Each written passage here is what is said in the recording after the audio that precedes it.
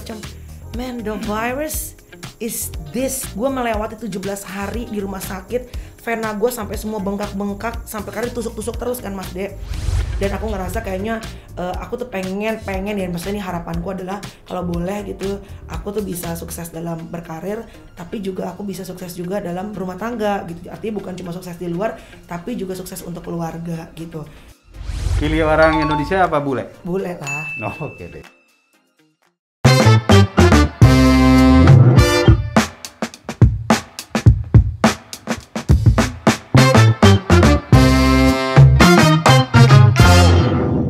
Nah, di tengah-tengah itu, dunia kan menawarkan banyak hal. Ayo lu, masa lu nggak mau bersensasi dikit? Bikin deh ceritanya Tyson tuh selingkuh deh apa. Lucu-lucuan aja, settingan aja lucu-lucuan. Gue I have nothing against orang yang settingan ya. Ini balik lagi, ini pilihan hidup masing-masing berbeda-beda. Bikin deh dikit biar seru. Kadang-kadang jujur gue tuh tergoda Mas, karena gue pengen menarik gitu loh. Jadi gue tuh nggak perlu harus collab sama orang, tapi kehidupan rumah tangga gue jadi bikin konten sendiri menarik. Tapi kayaknya emang nggak bisa sih Mas gitu loh. No, it's okay. Nggak bisa. Jadi begini. Ini menarik. Kita akan bicara soal digital saat ini ya. Iya. Jadi di tengah pandemi ini terjadi sebuah perubahan paradigma yang begitu besar. Semua orang di rumah. Iya benar. Dan ketika di rumah, dia tidak melakukan banyak hal, maka dia melihat televisi. Dan ketika televisi kemudian isinya programnya juga tidak menarik, dia buka YouTube, dia buka medsos. Itulah pada saat itu TikTok naik tinggi, YouTube makin tinggi, termasuk juga orang yang hobi tanaman. Yes, benar. Kamu tahu kan yang tanaman kayak apa namanya keladi-keladian tuh, janda bolong lah, janda korengan dan sebagainya, dijual sampai ratusan juta. Yes, benar. Iya kan? Kenapa? Karena orang tidak punya kesempatan akhirnya melakukan sesuatu di rumah. Nah artinya ini nggak bisa kita salahin. Dengan kondisi pandemi kayak begini, mungkin kita masih 1 tahun ke depan kita pakai masker ya, sebelum vaksin yang sebenarnya ditemukan. Tetapi poinnya adalah, lalu kemudian kita di rumah mau lihat apa, mau nonton apa, atau membuat konten apa, itu pilihan. Betul. Iya kan? It's about choice. Nah, it's about choice. Mau yang tadi, yang heboh-hebohan, bikin settingan, selingkuh-selingkuhan atau apa, memang selalu menarik. Tetapi is there a message in it? Exactly. Ada manfaatkah buat kita, buat hidup kita? Betul nggak? Kayaknya ngerti orang-orang tua doang deh Mas. Kita yang tua doang. Enggak juga. Jadi gini ya guys ya. Kenapa saya ngomong sama Melanie kayak begini? Dan saya undang. Karena yang saya undang nanti ke sini adalah orang-orang hebat, orang-orang sukses. Bukan sukses dalam konteks berarti ya mungkin populer. Karena sekarang kan populer berarti gampang. Ya Mel ya istilahnya. Sudahlah Melanie tahu lah ya. Tetapi yang penting adalah kemanfaatan kita sebagai manusia kepada orang lain. Dan itu setiap agama mengajarkan. Betul, setuju. Manfaat yang dimiliki, potensi yang dimiliki oleh Melanie setelah melewati berbagai fase, itu manfaatnya buat orang lain apa? Benar. Ada nggak yang bisa dicontoh dari seorang Melanie Ricardo? Saya sudah catat tadi, struggle-nya luar biasa, spirit untuk bangkitnya luar biasa, tidak menyamakan dirinya bahwa dia tuh orang yang jatuh atau terpuruk. Dia mengatakan saya punya potensi, saya punya kemampuan, saya punya bakat. Ini luar biasa. Pengalaman kamu ketika kena COVID? Berapa lama waktu itu? Aku lama Mas, 1,5 bulan, hampir 2 bulan kurang. Hampir 2 bulan. Saya lihat itu di Instagram, di YouTube-nya bagaimana proses day by day-nya, obatnya. Apa message kamu buat kawan-kawan terkait hal ini? Ya itu tadi Mas ya, mungkin aku tuh ngerasa bahwa apapun ya, yang termasuk salah satunya yang tadi Mas Didi bilang, kenapa aku akhirnya share ke sosial media pada saat aku kena COVID. Padahal pada saat itu tidak semua public figure yang kena COVID mau membuka cerita, which is nggak apa-apa banget. Karena tidak ada tuntutan untuk membuka, kecuali sama orang yang terpapar sama kita gitu ya Mas. Tapi saat itu, tadi aku juga gak mau Mas. Makanya aku tadinya bilangnya adalah, aku tuh sakit asam lambung doang gitu loh. Tapi lama-lama saat aku di rumah sakit itu, aku mendengar bahwa Tuhan bilang, kamu tuh diizinkan dapat penyakit seperti ini supaya kamu bisa berbagi kepada banyak orang. Kamu harus bikin sesuatu, bikin YouTube kamu. Bukan hanya untuk sekedar mendapat uang dan segala macam, tapi supaya orang lihat bahwa emang kan banyak orang yang tidak percaya. Kayaknya anggap remeh. Gue mah gak mungkin kenal lah ini segala macam. Man, the virus is this dangerous. Gue tuh sampai spend a lot of money untuk supaya gue bisa sehat kembali. Gue melewati 17 hari di rumah sakit, vena gue sampai semua bengkak-bengkak, sampai karena ditusuk-tusuk terus kan Mas De. Sampai berdiri mau pingsan, HB gue cuma 8,5, harusnya 13. Crazy, dan saat itu gue pikir gue orang yang sehat loh. I thought I was healthy. Kita nggak pernah tahu, kita jangan pernah ngerasa gue sehat kok, gue pikir gue sehat, gue rajin olahraga, gue jaga pola makan. Begitu kena COVID kelihatan semuanya berantakan juga akhirnya. Jadi pada saat itu I decided to share supaya masyarakat juga bukan menakut-nakuti Mas De, tapi supaya mereka aware bahwa virus ini ada dan kita harus berhati-hati. Sepanjang lu manusia bukan robot, lu pasti bisa terpapar. Gitu aja, sesimpel itu. Saturasi oksigen sampai berapa waktu itu? Nah untungnya puji Tuhannya aku tuh dihajar. Nah ini dia Mas De, karena kan aku tuh bawa penyakit bawaannya asam lambung. Pernafasan puji Tuhan enggak. Jadi aku tuh saturasi oksigen aman terus. Sempat pakai ventilator enggak? Enggak, sama sekali enggak. Jadi lebih ke lambung ya? Cuma lambung, tapi lambung itu nonstop mau muntah terus-terusan. Dan aku tuh ngelihat kayak sekarang aku kerja ya gitu ya, melihat satu persatu teman-temanku artis tuh dung. Gila, ini kayak perang Mas. Satu-satu ketembak, tak. Sini positif, ini safety value segini, ini segini. Dan yang paling menyedihkan ya, satu, kita nggak tahu kalau perang, kita lihat wujudnya, ini nggak kelihatan. Dan yang kedua, beberapa teman-teman yang aku dengar ceritanya, mereka yang bekerja untuk keluarga membawa virus ini ke rumah. Iya. Suaminya sesek, anaknya kena. Puji Tuhannya saat aku kemarin cuma aku sendirian gitu. Anak-anak enggak ya? Anak-anak nggak kena, Tyson juga nggak kena. Tapi aku ngelihat banyak banget nih yang akhirnya kerja di luar rumah dan pulang ke rumah itu membawa virus ini kepada keluarganya gitu. Oke, luar biasa sekali ya. Jadi bagaimanapun juga setiap cobaan itu pasti ada berkahnya. Oh iya. Berkah dari itu semua apa? Banyak Mas. Sebelum aku kena COVID itu, aku ngerasa bahwa hubunganku sama Tuhan itu semua ritual. Jadi ya pokoknya pagi aku baca firman, berdoa, set gitu. Tapi kadang-kadang kan, hanya lu yang tahu bahwa it's just ritual. Lu nggak merasakan kedekatan lagi yang bener-bener lu intim sama Tuhan. Saat lu sakit, bohong kalau enggak. Karena takut mati kan. Jadi doa dengan lebih sungguh-sungguh, air mata mengalir-ngalir. Terus mau ngapain? 1,5 bulan Mas De sendirian. Apa? Ya akhirnya dengar firman, khotbah. Tapi nggak bikin TikTok waktu itu? Nggak, karena aku nggak anak TikTok. Bikin YouTube iya, bikin YouTube iya gitu. Tapi ya buat aku itu kadang-kadang emang harus sentil sedikit sih gitu. Supaya ya mungkin dia bisa kangen ya. Dia tuh rindu. Karena kan biasanya aku tiap hari berangkat kerja. Ini. Cepet-cepet semuanya. Ya mungkin Tuhan rindu, pengen punya waktu lebih lama bareng sama aku gitu. Jadi hikmahnya atau berkah di balik itu semua bahwa kamu semakin dekat sama Tuhan. Iya. Yang sesuatu yang mungkin kadang-kadang orang saking sibuknya jadi lupa. Iya. Ya melakukan hubungan itu. Sehingga akhirnya hanya ritual-ritual saja tetapi tidak ada hubungan dekat. Iya. Luar biasa sekali, ini menarik. Kita lihat dulu berita-berita tentang Melanie supaya Anda bisa tahu apa yang dialami.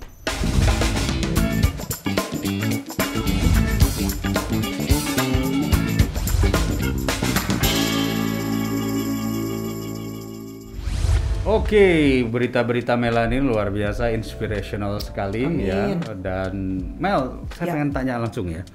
Kenapa kamu memilih akhir-akhir ini membuat vlog yang sisi humanismenya sangat kuat? Oke, balik lagi sih Mas De, sebenarnya aku tuh bikin vlog itu juga salah satu panggilan Tuhan dalam dunia entertainment. Jadi gini, apa ya, kalau di menyebarkan kebaikan ya sebenarnya Mas gitu. Okay. Tapi kalau misalnya kita menyebarkan kebaikannya dengan kita kayak ya aku tuh misalnya aku kan bukan penceramah ya gitu, bukan pendeta gitu. Terus aku tuh misalnya share sesuatu yang terlalu serius lah gitu. Sedangkan aku tuh kan komedian. Orang kan ekspektasinya pasti nggak lucu nih Melanie, ditinggalin gitu. Jadi aku tuh berpikir gini, gimana ya caranya menyebarkan hal yang baik tapi dengan balutannya entertainment gitu. Jadi misalnya aku mengundang nih bintang tamu yang tetap, tapi aku milih sih Mas, sama kayak Mas Dede.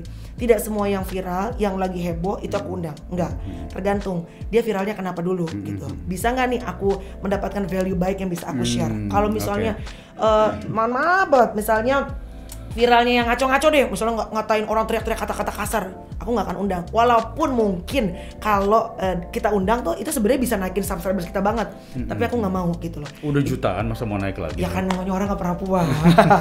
Jadi sama kayak Mas Dede, I'm being selektif juga dengan tamu yang aku pilih gitu. Okay. Pokoknya tamu ini sebisa mungkin harus value-nya sama dengan niatan aku, tujuan aku bikin YouTube. Nah yang kedua apapun agamanya, sebenarnya dalam YouTube aku tuh aku pengen share mengenai gimana sih hubungan manusia dengan Tuhan gitu. Mau Muslim, mau Kristen, mau Hindu, mau Buddha gitu. Tapi dengan balutannya adalah kita bercanda, ngobrol, entertainment. Jadi orang tuh nyantai, nonton, oh ini orang ngobrol berdua. Tapi pelan-pelan kita memasukkan nilai-nilai mudah-mudahan good value buat orang yang nonton. Iya. Jadi sebetulnya secara tidak langsung Melanie ingin menyampaikan you are a very spiritual person. Lumayan sih Mas. Bukan religion person, tapi spiritual. Karena kamu pernah melewati sebuah proses di mana kamu akhirnya menjadi sangat dekat dengan Tuhan. Dan kamu ingin juga menghadirkan orang-orang yang punya kedekatan sama Tuhan tanpa harus berbicara tentang sisi ritualnya, gitu kan ya. Makanya bisa sambil bercanda. Sebetulnya move on ini, actually kalau dari bintang tamu yang saya undang, rata-rata itu menemukan arti hidup. Itu yang membuat mereka bangkit, dan arti hidup itu selalu dikaitkan sama Tuhan. Pasti, gitu. Yes, benar-benar. Disinilah tempatnya kamu bisa cerita juga. Betul. Experiences-nya mungkin bisa berbeda-beda, tantangannya bisa berbeda-beda, tapi ujung-ujungnya pasti kembali pada our creator, ya kan? Benar. Betul sekali. Nah, apa yang membuat kamu bertahan sekarang menikah sama bule? Di tengah berbagai perbedaan ya, mungkin perbedaan budaya, perbedaan macam-macam. Many things Mas gitu ya. Apalagi kalau mungkin dari segi pergerakan karir aku lebih cepat dibandingin Tyson dalam 11 tahun nih. Of course karena kan aku menggunakan bahasa ibu. Tyson kadang-kadang kesulitan dalam pekerjaan karena kan bukan bahasa dia gitu. Banyak banget Mas dia tantangannya. Aku juga sempat share di vlog aku tahun lalu kami menghadapi badai pernikahan cukup besar. Aku beberapa kali sebenarnya memutuskan pengen menyudahi juga. Banyak kok couple of times juga gitu. Apa yang bikin aku bertahan ya? Satu pasti aku bikin janji ya, janji bukan cuma sama kita berdua tapi janji kepada Tuhan bahwa kita akan sehidup semati walaupun menjalaninya dengan air mata, dengan ibaratnya berdarah-darah lah gitu ya, quote unquote gitu. Dan yang kedua aku tahu apapun keputusan yang aku buat bukan hanya akan mempengaruhi hidup aku sama Tyson, tapi ada dua manusia nih yang hidupnya akan terpengaruh, Chloe sama Courage gitu. Nah salah satu pendetaku pernah bilang ada beberapa dalam hidup ini yang saat kita membuat keputusan, saat kita berhenti di tengah-tengah atau kita memutuskan untuk putar balik, bisa aja, tapi bisa it could cause damage untuk beberapa orang, untuk banyak orang. Misalnya saat seorang pilot misalnya, dia kasih analoginya, saat seorang pilot itu take off, dia inget, dia lupa sesuatu di belakang gitu. Kalau dia balik lagi muter, begitu banyak orang yang pasti akan ibaratnya menanggung akibatnya gitu.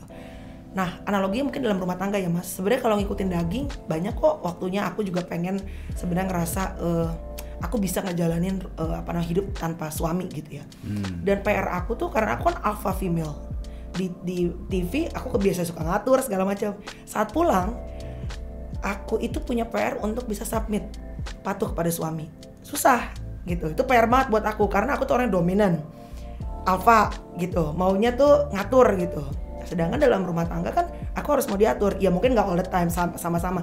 Tapi perintah Tuhan adalah harus submit sama suami. Dan itu that's my homework. Itu PR aku karena bisa susah dilakukan.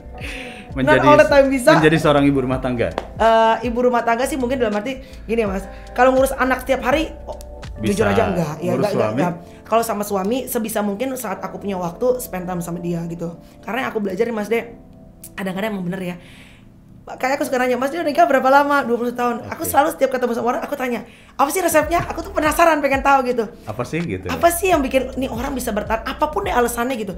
Tapi buat aku, saat dua orang bertahan, tidak menyerah di tengah jalan, apapun alasannya, gue sih angkat topi gitu. Karena banyak hal yang bisa bikin kita sebenarnya nyerah kan gitu loh. Either itu reasonnya buat anak-anak kek, alasannya apa kek gitu loh. Ya, kalau kamu mau tahu apa? Mau tahu dari saya? Yes, please. Undang dong ke podcast kamu. Nanti dong, nanti. Ini kan soalnya tentang Iya. Oke, jadi begini, ini penting saya sampaikan. Ada momen yang berharga. Iya. Jadi banyak wanita zaman sekarang itu adalah wanita mandiri, wanita bekerja, wanita yang punya jabatan, punya posisi. Dan biasanya ketika wanita punya posisi, punya jabatan, itu punya tadi dominan. Ada satu keakuannya yang membuat dia ketika pulang berhadapan sama suami, apalagi suami penghasilannya mungkin lebih rendah. Betul. Itu akhirnya timbullah tadi konflik of interest atau konflik of dominance. Sementara salah satu apa ya kalau dikatakan budaya kita sebagai seorang suami istri, biasanya istri itu yang melayani kepada suaminya. Dalam konteks melayani itu tentu ya kalau biasanya kalau suami pulang itu adalah yang makanan menyiapkan makanan gitu ya. Jadi kamu lakukan itu enggak? Menyiapkan makanan? Enggak. Enggak lah. Kalau grocery belanja bulanan iya. Milihin ini apa ya, tapi kalau masak enggak, honestly. Oke. Dan untungnya Mas emang dasar ya, bener-bener ya. Emang kayaknya Tuhan tuh tahu ya. Emang gue tuh nggak model yang ngelayanin ya. Aku dapetnya juga laki yang bule yang makan juga makan sendiri, berangkat kerja juga ngurus baju sendiri gitu. Kebayang nggak kalau gue kawin sama yang yang laki maunya harusnya tuh dilayanin? Pasti kan akan konflik of interest lagi gitu. Suamiku tuh he doesn't mind, karena dia tahu maksudnya, karena di Australia juga nggak punya mbak, nggak punya apa, semua jadi sendiri. artinya buat ini mama-mama muda yang nonton saat ini ya. Jadi bagaimanapun juga kadang-kadang walaupun kita sudah mandiri, tetapi saling menghargai. Yes. Ya, kepada suami saling menghargai dan kita tahu dan suami juga yang kebetulan mungkin istrinya juga adalah orang yang berkarir ya. Jangan memaksakan istrinya juga harus menjadi seperti yang melayani terus-terusan. Justru kita harus saling mengakui bahwa oh ya ini dia mandiri, saya mandiri. Dua mandiri ini akan menjadi sebuah kekuatan, terutama buat anak-anak, gitu kan ya? Iya, betul. Oke, luar biasa, ini catatan yang sangat bagus sekali dari Melanie tentang kawan-kawan yang sedang berumah tangga. Nah, Mel, ini sekarang kalau kita ngelihat di era digital ya, Mel, popularitas disebabkan melalui media sosial, melalui tayangan-tayangan yang tadi kita sudah bicarakan. Tetapi juga popularitas itu mungkin bisa menghasilkan secara ekonomi, tapi juga mungkin malah menyebabkan sesuatu yang negatif. What do you think about it, Mel? Oke, ya makanya balik lagi tadi ya Mas, karena sebetulnya kalau orang pengen viral itu caranya banyak banget gitu. Angkat handphone aja, ngomong-ngomong yang kasar, ngomong-ngomong yang nggak baik aja itu bisa viral, bisa banget gitu. Tapi balik lagi sih sebenarnya kan kita nggak pengen cuma 15 minutes of fame. Kita kan kalau bisa pengennya kan punya jenjang karir yang panjang. Makanya banyak yang kadang-kadang cuma viral sesaat and then after that gone gitu kan. Aku sih pengennya pelan-pelan, karena mungkin kalau kata Vicky Prasetyo nih Mas, proses itu tidak pernah membohongi hasil. Jadi ya makanya apa yang kita dapatkan melalui proses berdarah-darah dalam proses mendapatkan apa yang kita inginkan gitu, saat kita udah di atas, kita tuh benar-benar bisa maintain dengan baik, karena kita tahu saat kita ngeliat ke bawah, wah gila perjalanan gue udah panjang banget sih, begitu banyak hal yang udah ibaratnya gue korbankan juga gitu, tenaga, perjuangan, ide dan segala macam, dibandingin cuma sekadar mungkin langsung viral juga. Dan tadi seperti Mas Dede bilang juga ya, artinya apapun juga pekerjaan kita itu kan sebenarnya is our responsibility to Tuhan, to God ya. At the end of the day saat kita kembali kan Tuhan akan tanya what have you done, apa yang lo udah lakukan sebagai apapun pekerjaan lo di dunia ini. Nah kalau buat aku sih, aku pengennya on the last day for me at this earth, gue bisa mempertanggungjawabkan apapun on my vlog kek, rumah tangga gue, mudah-mudahan gitu ya Mas ya. Dan juga dalam pekerjaanku, ya pokoknya ini cuma satu sih, bisa menyenangkan hati Tuhan aja gitu. Luar biasa. Jadi benar-benar ada kunci yang saya tangkap di sini adalah bahwa Melanie adalah orang yang bertanggung jawab kepada Tuhan. Pengennya sih gitu. Karena dalam setiap apapun yang dilakukan, kelihatannya Melanie selalu mengatakan ini tanggung jawab saya kepada Tuhan, ini tanggung jawab saya kepada Tuhan. Ya. Soalnya aku tuh ngerasa hidupku tuh sebenarnya by grace of God banget, kasih karunia banget. Ya dibilang cakep-cakep banget juga enggak, langsing banget juga enggak. Ya maksudnya yang lebih lucu juga banyak, tapi ya dikasih kemudahan sama Tuhan gitu. Jadi buat aku ya apa sih maksudnya, masa nggak bisa bring something back to Him gitu. Oke, jadi bersyukur menjadi sesuatu hal yang penting bagi Melanie. Karena apa yang diberikan ini adalah berkah dari Tuhan. Berkah banget Mas. Berkah gitu. Berkah banget. Luar biasa. Oke, Mel, ini sekarang saya punya pertanyaan yang perlu dijawab dengan cepat. Oke. Ya, nggak sulit kok, gampang-gampang aja. Soal makanan nih. Oke. Beef teriyaki atau rendang sapi? Rendang sapi dong. Alasannya apa? Gue mah suka, I love Indonesian food. Kalau cowok bule, kalau makanan Indonesia. Indonesian food? Yes, Indonesian food. Yes. Oke, bagus. Nah, kalau minuman, koktail apa mocktail? Koktail. Kenapa? Tapi sekarang udah gak bisa, asam lambung coy. Makin tua makin gak bisa. Coba jelasin dulu bedanya koktail sama mocktail. Koktail kan ada alkoholnya, mocktail nggak ada. Gitu. Kalau koktail dikit-dikit oke lah sebenarnya buat lu ngobrol-ngobrol sama teman-teman. Tapi sekarang kagak bisa Mas. Gak bisa ya, asam lambung ya. Asam lambung naik langsung. Oke. Kopi Arabica apa Robusta? Arabica. Asam dong. Iya sih, tapi nggak tahu kayaknya lebih strong dan lebih sekarang aku juga lagi mau nyoba soalnya nih kopi hitam, karena katanya kalau kayak aku kan I love latte, cappuccino segala macam. Oh itu cepet gue selalu bermasalah. Mendingan black coffee aja. Nah, gue lagi pengen nyoba nih makanya. Black coffee aja, kopi hitam ya. Yes. Kalau kopi hitam kalau bisa ya gulanya nggak usah terlalu. Nggak usah, iya. Aku juga nggak pakai gula. Oke, tiramisu apa lapis legit? Tiramisu sih. Kalau rendang Indonesia. Iya. Kalau kue tiramisu. Kalau cake gue suka sih yang kayak gitu-gitu. Itu kan manis. Ya. Gue tuh sweet tooth, suka banget makan manis-manis gue. Oke. High heel apa sneaker? Sekarang sneakers, dulu high heels. Kenapa? Aduh mas, sekarang suka naik betis. Udah capek ya? Iya, udah pegel apa. Emang udah manual lah cuy, aduh. Kalau dulu harus high heels banget, sekarang sneakers. Yes. Oke. Nah sekarang gaun, halter dress apa maxi dress? Wah, pas dia bertanya halter dress atau halter dress? Yes. Halter dress. Yes. Oke. Kenapa? Looks sexier. Oke. Yes. Good. Rambut panjang apa pendek? Sekarang panjang. Iya, karena bisa dimacem-macemin gitu. Sempat pendek dulu ya? Iya, sempat pendek dulu lama. Berenang apa bersepeda? Berenang. Yes, aku nggak ikut bersepedaan. Lari di rumah, ya? Treadmill. Aku semua olahraga di rumah mas. Treadmill di rumah, berenang juga di rumah, pokoknya semua di rumah. Luar biasa. Tapi nggak pakai sepeda. Nggak kan sepeda. Ada yang sepeda statis gitu. Iya sih, kepikiran pengen beli itu, belum ada yang endorse mas. Treadmill endorsean. Oke, itu ya dengerin tuh buat sponsor sepeda tuh. Masuk. 2 ya. Oke. Kalau liburan pilih villa apa hotel? Hotel. Kenapa nggak villa? Anak hotel gue mas, I'm a city girl, gue tuh anak hotel. Gak bisa gue yang kayak, ayo kita kembali ke alam ini, gak bisa. Kita camping, glamping gue bisa. You know glamping kan? Iya. Jadi camping tapi masih lebih yang kalau camping masuk adventure kagak bisa gue mas. Gue I'm a city girl, gak bisa ke hotel. Gue tuh seneng yang rame apa gitu, apa namanya. Jadi nggak suka view yang pemandangan gitu. Paling pantai doang sih. Tapi kalau yang kita terlalu adventure apa segala macam kayaknya pedalaman enggak terlalu. Iya. Pudel apa samoyed? Samoyed. Kenapa? Lucu banget samoyed. Oke. Aku di rumah tuh punya, aduh nama anjing aku apa sih? Tapi pengen mau punya samoyed tapi. Alaskan Malamut? Atau samoyed? Aduh apa sih? Husky? Shus, bukan husky mau gede. Oh. Ya, kecil. Saint Bernard? Pudel? Astaga, kesel banget. Yang gini-gini loh mas, gini-gini Packing? Bukan mas, bukan. Chihuahua? Oke, skip aja mas, lupa. Aduh, lagi-lagi udah tua ya, Bo. Anggora? Bukan, itu kucing. Oke. Yes. Ya. Pilih orang Indonesia apa bule? Bule lah. Oke deh. Suami maksudnya kan. Iya. Oke, tadi di depan ngomongnya katanya orang Indonesia. Gosip loh. Oke, jadi udah ini pertanyaannya sudah bagus sekali, udah dijawab sama Melanie dan kalau sebenarnya pertanyaan ini, quick reaction ini sebetulnya juga untuk melihat bagaimana seseorang menghadapi sebuah proses tekanan. Orang yang sudah biasa bangkit move on itu biasanya nggak akan tertekan. Nggak akan tertekan. Jadi kalau dari sisi tes psikologi, ini sudah lulus lah gitu. Oke, kita terusin lagi, kita minum dulu sekarang, kita balik lagi ntar.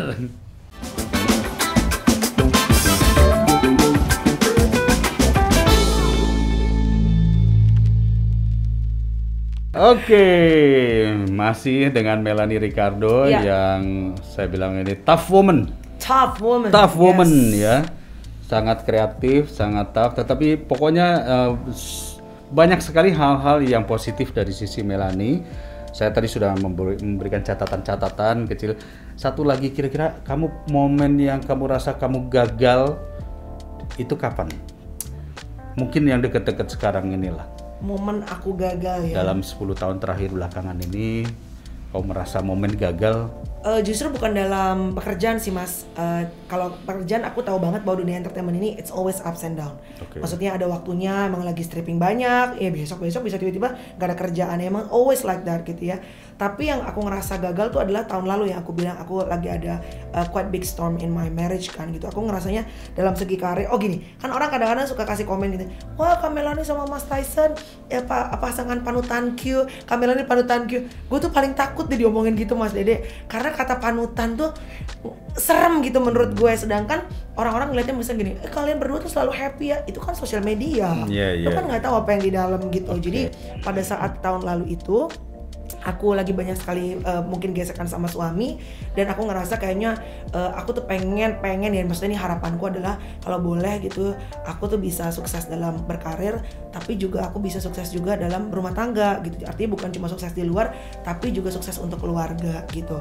Karena aku kan ngelihat kayaknya banyak juga yang susah gitu loh Mas untuk, karena I know it's not easy things to do kan. Lo bisa sukses di luar tapi bisa sukses juga di rumah gitu. Nah jadi itu PR banget. Tahun lalu aku ngerasa kayaknya aku tuh gagal gitu karena aku tuh banyak momen aku nggak ngomong sama suami gitu. Sedangkan kayaknya aku put my focus more to my work gitu loh. Jadi mungkin momen itu yang mungkin aku rasain. And now sih karena bunga-bunga yang tadinya layu mulai di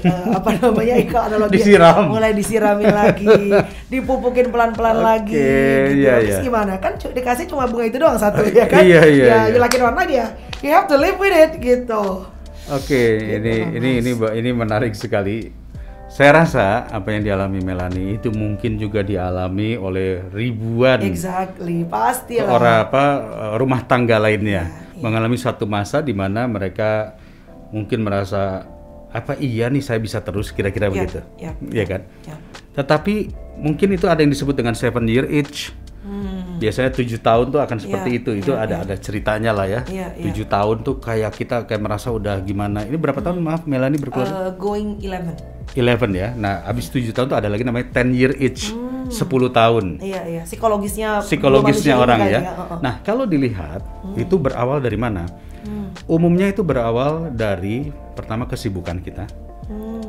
Kedua karena kurangnya me time kita dengan keluarga. Iya. Karena dan ketiga yang biasa ini dari literatur yang saya pernah baca, ketika ego kita akhirnya semakin jadi bubble sendiri. Jadi ini bubble suami, ini bubble istri, terpisah. Dia tidak lagi match. Betul. Nah, apa yang kamu lakukan dengan menyiram kembali untuk mengulang kembali? Jadi bukan perbedaan, tetapi mengingat persamaan yang pernah dilalui. Itulah yang akan membuat rumah tangga akhirnya kembali menjadi happy lagi. Nggak, karena itu pasti dilewati oleh semuanya. Nggak ada yang aman ya Mas ya. Tidak ada mau 11 lewat juga ntar 15 betul, juga akan betul tetap benar. Ya, itu dialami oleh semuanya. Jadi kalau misalnya Melanie merasa takut, jangan takut. Kita semua ngalamin kok. Nggak ada zona aman ya. Nggak ada zona aman. Yang paling penting adalah sekarang adalah yang tadi saya katakan, kita siram aja terus. Me time-nya. Karena dengan me time itu maka akan timbul kembali bahwa kita saling membutuhkan, bahwa kita saling ada untuk dia. Sama seperti kayak ibu dengan anak, ayah dengan anak. Ini kan nggak akan hilang attachment-nya kan? Karena ibu dengan anak selalu karena anak membutuhkan ibunya. Dan ibu otomatis langsung seperti memberikan segala sesuatunya. It's the same dengan suami dan istri. Gitu, saling membutuhkan, itu yang menjadi penting. Betul. Jadi ditempatkan saja nanti di mana kamu membutuhkan suami, di mana. Kok jadi saya yang cerita ya? Gak apa-apa dong. Nanti di podcast kamu ya. Yes, boleh. Oke. Nah, sekarang pertanyaannya adalah kalau kamu katakan bahwa itu momen kamu yang dalam terakhir-terakhir ini dan kamu sudah melewatinya. Sekarang tipsnya apa nggak buat ya tadi saya katakan mungkin saat ini penonton juga mengalami hal yang sama, apakah dari soal keluarga, rumah tangga, masalah penyakit, masalah. Kamu punya tips-tips apa nih kira-kira? Kalau pekerjaan ya, aku tahu banyak orang yang saat-saat ini pengen sekali mungkin masuk dalam dunia entertainment juga, punya bakat juga. Buat aku yang paling penting adalah kalau pengen masuk aja sih, mungkin banyak cara ya Mas De. Viral, bikin hal-hal yang konyol, menghibur. Tapi kan kita pengennya kalau bisa memaintain supaya ini bisa menjadi long lasting career gitu. Buat aku yang paling penting di atasnya adalah endurance. Ketahanan, perseverance, ketahanan kita. Karena banyak orang yang sebetulnya bisa strike in the beginning, tapi di tengah-tengah akhirnya give up gitu. Which is nggak apa-apa kalau memang punya option lain dalam berkarir. Tapi kalau memang ngerasa bahwa panggilannya, your passion adalah seorang entertainer, seperti aku, I know exactly bahwa my calling dalam hidup ini adalah untuk menjadi penghibur gitu di panggung dan di dalam apapun layar kaca. Nah, buat aku yang paling penting adalah endurance karena it's not gonna be easy. Tantangannya akan ada aja segala macam. Dan yaitu balik lagi, never stop learning. Kemana aku baru aja collab sama Komeng. Buat aku Komeng ini adalah salah satu komedian yang crazy, wow cepet banget gitu mikirnya. Ternyata dia itu selalu setiap hari menulis Mas. Jadi dia tuh selalu mencari bahan-bahan karena buat dia itu otak itu seperti library. Nggak bisa, orang kan ngeliatnya wah gila Komeng hebat banget ya, spontan bisa segala macam. Ternyata spontanitas itu cuma 30%. The rest 70% is preparation. Jadi aku mulai menulis lagi nih, mencari bahan untuk nyeletuk apa, bikin orang ketawa supaya tetap up to date dan juga bahan di sini nggak habis gitu. Jadi kalau orang ngeliat kan Melanie lucu banget di panggung, no, I write down my jokes juga gitu. Terus kalau dalam berkarir ya, dalam rumah tangga ya mungkin sama seperti Mas Dude bilang ya, nggak ada zona aman. Itu bener-bener such a reminder juga buat aku. Artinya setelah 15 tahun pun nanti tetap akan ada challenge yang lain ya gitu. Tiap hari buat aku sih belajar ya, karena kan people change, manusia tuh berubah, suamiku berubah, aku juga berubah gitu. Tapi ya one thing that we're doing right now adalah supaya gimana caranya membawa rumah tangga ini supaya anak-anak juga punya good impact buat mereka berdua gitu. Kalau buat kesehatan sih buat aku Mas De, simpel aja, tiap hari pokoknya harus nyempetin waktu, dalam seminggu tuh harus ada waktu untuk olahraga. Kerja akan selalu ada kerja dan kerja. Tapi kan at the end of the day yang menemani kita adalah badan ini gitu. Mana aku ngobrol sama salah seorang host, Indra Herlambang, "Mama, the last time, kapan terakhir kali lu mengucapkan terima kasih sama kaki lu? Kapan terakhir kali lu mengucapkan terima kasih kepada pikiran lo yang tiap hari lo force untuk mikir, nyari ide segala macam, kaki lo yang tiap hari mau nopang badan lo." Jadi aku mulai tuh Mas De, sebelum tidur 5 minutes aja meditasi gitu ya. Aku bilang thank you ya kaki, gila ya hari ini lo udah capek sekali. Gue forsir lu setengah mati buat 2 kerjaan, joget, dangdutan segala macam. Thank you ya otak, gue udah force lo luar biasa, cari ide, cari bintang tamu segala macam. Sometimes we forget untuk saying thank you sama badan kita gitu. Nah, on the top of all yang menurut aku yang paling penting adalah menjaga, karena kan until the rest of the days for us in this life kan yang menemani kita kan bukan suami, bukan anak, bukan segala, tapi kan badan kita. Jadi ya senang-senangnya kita bekerja, buat aku selalu I always have to make time untuk menjaga badan aku gitu. Luar biasa, keren banget ini motivasinya. Amin. Jadi begini, saya mencoba mencari sudut pandang yang positif ya dari Melanie. Esensi daripada apa yang dilakukan oleh Melanie bahwa dia menjadi seperti ini bukan karena dirinya, tetapi selalu ada supporting system. Supporting system itu keluarganya, orang tuanya, suami, anak-anak, bahkan tubuhnya. Dan dia sadar bahwa untuk kita bisa terus melangkah, kita harus berterima kasih kepada supporting system ini. Dan supporting system terbesar kan sebenarnya the creator, Tuhan itu sendiri ya, yang menciptakan kita. Jadi itulah yang menyebabkan tadi dikatakan kenapa Melanie melakukan berterima kasih bahkan kepada kakinya, kepada tubuhnya. Sesuatu yang mungkin jarang sekali orang lakukan, yaitu namanya step back. Mundur sejenak. Ya. Dan kemudian kalau di agama Nasrani itu retreat. Jadi step back, mundur sejenak untuk merasakan bahwa saya ini nothing. Ketika kita bukan apa-apa, bukan sesuatu, maka segala sesuatu itu adalah harus wajib kita syukuri. Nah, rasa syukur itu dalam bentuknya Melanie tadi berterima kasih kepada lingkungan, kawan, saudara. Itu yang jarang kita lakukan, mengucapkan terima kasih kepada orang-orang atau apapun yang membantu kita dalam hidup ini. Benar banget. Artinya, secara tidak langsung apa yang dilakukan Melanie adalah mengurangi rasa sombong. Karena biasanya kita merasa gue bisa nih. Itu kita sombong, kita kena sakit. Karena kita merasa bisa, merasa pede. Nah, pada saat kita step back, kita sadar bahwa kita bukan apa-apa. Saat kita sakit bener. Ketika kita sakit, kita bukan apa-apa, betul ya? Mau naruh duit juga tetapnya nggak bisa nyembuhin kita kadang-kadang ya. Bener. Jadi ini pengalaman yang luar biasa guys ya. Jadi tips dari Melanie adalah sangat baik sekali, apalagi buat yang ingin menjadi artis, menjadi selebriti. Janganlah sekedar mencari viral, tetapi lakukanlah dengan sebuah kegigihan tadi, ya, dengan sebuah endurance yang lama. Jadi jangan terburu-buru pengen viral lah istilahnya ya. Jalani proses yang begitu panjang sampai akhirnya bisa menikmati seperti yang dilakukan Melanie saat ini. Luar biasa Melanie, terima kasih banyak ya. Insight-insightnya luar biasa. Jadi semua pemirsa bisa belajar dari seorang Melanie Agnes Ricardo.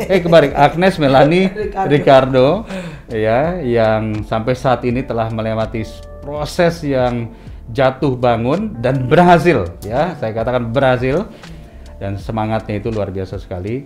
Mudah-mudahan bermanfaat buat kawan-kawan semua ya. Jadi jangan lupa tolong kalian catat di komennya itu di menit keberapa sesuatu yang bisa bermanfaat kalian ambil dari Melanie Ricardo. Oke, ya, di menit keberapa beliau ngomong apa itu kamu catat.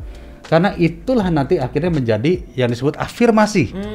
Afirmasi buat dirinya, ya itu akan menarik sekali. Tapi yang penting jangan lupa subscribe dan like acara Move On. Melanie, terima kasih banyak. Mas Dede, sehat selalu. Thank you. Sama-sama sehat terus ya. Semoga tetap sukses dan tetap kita diberikan kesehatan semuanya. Amin. Terima kasih. Sampai ketemu. Salam. Gagal berangkat, terus saya harus rugi sampai 9 miliar. Wow. Ya, saya balikin uang. Iya, dan itu harus seminggu saya dikasih waktu oleh seluruh jamaah waktu itu.